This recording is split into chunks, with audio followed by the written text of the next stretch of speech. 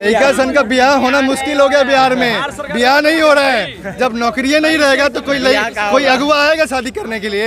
कोई अगुआ नहीं आएगा। भैया जो ये बात तो क्लियर है कि जो लड़का व लड़की वाला शादी करने आता है, लड़का का नौकरी पैसा खानदान पूछता है। 4 साल का नौकरी, क्या ब्याह नौकरी मिलता है पूरा 4 साल की नौकरी, 4 साल की नौकरी के बाद जब अगुआ आएगा द्वार पे तो पूछा जाएगा कि बेटा क्या करता है, तो बेटा रिटायर हो गया है। 4 साल बाद 2% पूरा देश में नौकरी मिलता है। बेटा रिटायर हो 2% नौकरी मिलता है तो बाकी सबको शादी नहीं होगा। जब तक देश में रही मोदी के सरकार तब तक रही युवा रोजगार न हो, शादी ब्याह न कोई बनवा रहू भत्ता। ब्याह हुआ जी? जी नहीं हुआ। क्या है? हम कास्ट पैसा वैसा है तभी ना ब्याह होगा। पैसा तो है ये जी। महंगाई ज्यादा हो गया भाई। महंगाई ज्यादा हो गया है। महंगाई बहुत ज्यादा हो गया। दारू बंद हो गया है। दारू तो बंद हो गया। दारू पी कहाँ से लिए है फिर? दारू नहीं पी रहे हैं। दारू नहीं पिए हैं? गांजा भांग। थोड़ा उधर देखिए, गांजा भांग पिए हैं? हाँ गांजा भांग पी लिए हैं। गांजा भांग पी रहे हैं। गांजा और भांग पी क्या है जी। अच्छा, गर्लफ्रेंड क्या है पी लिए हैं? तो क्या करे, शराब नहीं मिल रहा था, गांजा भांग न पियेंगे।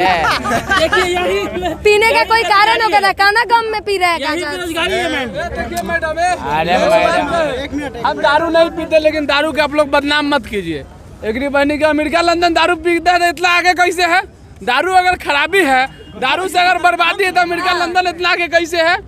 दारू चाहिए आपको? दारू नहीं। हाँ दारू चालू दारू चालू होना चाहिए। देखिए दारू जो ज्यादा पीता है उसके लिए खराबी है। दवा भी जो है ना, अगर एगो गोटी कहीं डॉक्टर 2 खा लेगा तो रहबो ठीक, नर के पेट झड़ जाएगा। हम मोदी जी से और नीतीश जी से कहना चाहेंगे कि युवाओं को रोजगार दीजिए, तभी तो वो किसी के भत्तार बनेंगे। नहीं तो भत्तार कैसे बनेंगे? भैया रोजगार मिलेगा तब ब्याह हुआ होगा। ये तो यूनिवर्सल ट्रूथ है कि घर में कोई भी मेहमान आता है तो पहले पूछता है कि लड़का करता क्या है। अच्छा तो क्या बोलिएगा आप लोग, क्या करते हैं? क्या करेगा, बस वही जो सब बोलता है कि लगे हुए हैं प्रयास में। क्या प्रयास सफल होगा मोदी जी के रहते हुए? अब वो तो रोजगार मिलेगा कि नहीं? फिर एक बार लीकेज की सरकार, लीकेज की हम चाहते हैं ना। अच्छा क्या बोलिएगा, क्या बोलेंगे? क्या हम स्मैक पीते हैं? कितना में मिलता है? 500 का एगो मिलता है। एक चुटकी मट्टी उठाइएगा ना, 500 का मिलता है। एक चुटकी अगर मट्टी उठाइएगा ना वो 500 का मिलता है। क्या पीते हैं? ये सब गलत बात है ना जी। दारू नहीं मिलता है तो क्या दारू पीना तो गलत बात है ना। कैसे गलत है? गलत बात नहीं है। गलत बात नहीं है। हमारी मांग पूरी करो, दारू बोतल फ्री करो। जी आपका ब्याह हुआ? अरे जब रोजगार मिली तब ना भत्तार बनब। गर्लफ्रेंड में भाग गई लग रहा है, रो कह रहे इतना हटिए ना इधर। जब नीतीश कुमार जब तेजस्वी यादव के साथ में था ना तो हमारे पास वो गर्लफ्रेंड थी, ठीक है? तो हमको बोली तुमको रोजगार मिला। जब तेजस्वी यादव 5 लाख दिया नौकरी तो हम बोले रुकना पगली, 10 लाख का वादा किया है, 5 लाख भी बाकी है, लग जाएगा। मना लिए बेचारी, मान गई। जब तक पता चला रतिया में कि नीतीश कुमार पलटी मार दी, ससुर हमारी गर्लफ्रेंड भी पलटी मार दिया। मैडम गर्लफ्रेंड छोड़ दी आपकी? देख रहे हैं भाई, अब देख लो, अब आरजेडी में हम मिल गए। हम चाहते हैं कि तेजस्वी भैया जल्दी अब सरकार में आइए, रोजगार दीजिए ताकि भत्तार बनेंगे तो सर गर्लफ्रेंड पटाएंगे जी। भैया ब्याह कीजिएगा, अब रोजगार के लिए ब्याह करना पड़ेगा, मतलब ब्याह के लिए रोजगार करना पड़ेगा। सबसे पहले तो लग रहा था कि रोजगार मिल जाएगा तो 25-26 में ब्याह हो जाएगा, लेकिन अब तो 2029 का इंतजार करना पड़ेगा। युवाओं का सबसे बड़ा दर्द यही है का जी? सबसे बड़ा दर्द है, सबसे बड़ा रोजगार है।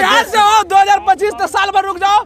2025 आ रहा है, विधानसभा चुनाव आएगा, ललटेन छाप पर वोट मारना है, रोजगार मिलेगा, भत्तार बनोगे। तो युवा के ही सबसे बड़ा मोदी जी कितना रोजगार दिए, सच बताइए? युवा है जी, तो हम लोग के भविष्य बर्बाद कर दिए। हम लोग बहुत बड़ा अभागा थे, जिसको था भी वो भी डूब गया। क्या हम लोग सबसे बड़ा अभागा थे कि जब कंपटीशन में घुसे तब मोदी जी की सरकार केंद्र में आए। रोजगार वैसे ही मिलता ना। आपका संस्कार से पता चल रहा है कि मीडिया के सामने क्या बोले भत्तार और क्या ऐसे इस जिला की कितना रोजगार वाला है। भत्तार कोई खराब होता है बाप के पे, भत्तार कोई खराब होता है। भोजपुरी भैया चलिए, आप सब कोई पढ़ रहे हैं, आप अभी भी बैग लिए हुए हैं, पढ़ क्या रहे हैं? एजुकेटेड कहीं ना कहीं होंगे, नौकरी की तैयारी कर रहे होंगे, पिछले वर्ष उम्मीद है। कि नौकरी हो जाएगी?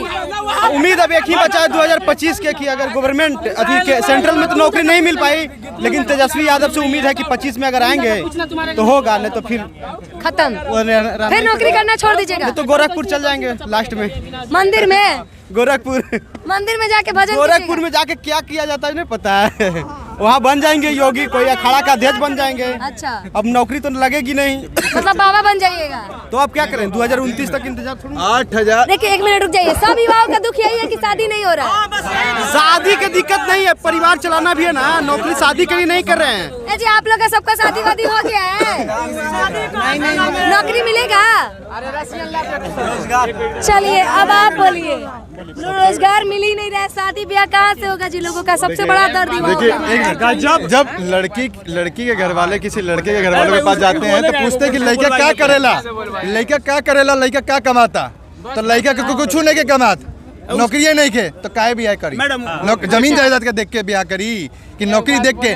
उस जमाना गईल कि जो लोग जमीन जायदाद देख के जमीन जायदाद देख के शादी करत रहला। आज के जमाना हो गईल बा कि नौकरी देख के लोग ब्याह करता, नौकरी नहीं के तो ना दे हम अपन बेटी। बेरोजगारी कितनी बड़ी समस्या है देश की और बिहार की? देश की बात छोड़िए, अभी हम बिहार में हैं और सबको पता है अलावा बिजनेस भी होता है, बिजनेस की। अरे रुक जाइए भैया, इधर आइए, थोड़ा इधर आइए भैया, इधर आइए, एक मिनट थोड़ा हट जाइएगा। सुनिए, एक गांव का बच्चा क्या दूसरे शहर में जाके कंफर्टेबली खड़ा होके पढ़ा लिखा जैसा बिहेव करके एक कंपनी में काम कर सकता है? हाँ या ना? क्योंकि गांव का बच्चा पहनावे उड़ावे पे नहीं विश्वास रखता है, मेहनत करता है, पढ़ता है। ये बात सच है या झूठ? सच है। फिर जब एक गांव का बच्चा नौकरी क्यों करता है? क्योंकि वो अच्छे कपड़े पहन के अच्छे लोगों के बीच में अपने आप को कंफर्टेबल फील नहीं कराता है, इसलिए वो मेहनत करके नौकरी करना पसंद करता है। उसको अपना दिखावा से ज़्यादा मेहनत में विश्वास रखता है, इसलिए लोग सरकारी नौकरी की मांग करते हैं। तो आप बोल रहे हैं कि बिजनेस, हर बच्चा क्या बिजनेस ही कर लेगा?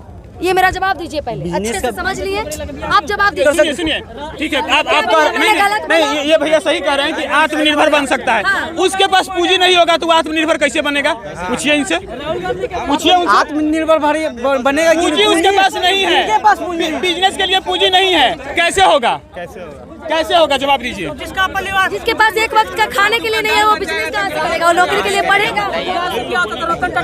क्या वैकेंसी नहीं चाहिए? वैकेंसी चाहिए कि नहीं चाहिए? देखिए, देश की स्थिति ऐसी है कि 85% युवा बेरोजगार, तो ब्याह कैसे होगा? जब रोजगार मिलेगा तभी तो ब्याह होगा, ऐसा थोड़ी ना ब्याह हो जाएगा। जब सब युवा है, अब सबकी कमियाँ क्या है? कमियां यही है कि हम लोग, दुर्भाग्य है कि हम लोग बिहार में पैदा लिए हैं। आपको पता है कि पूरे देश में बिहार ही एक वो राज्य है जो कि मजदूर को पैदा करता है।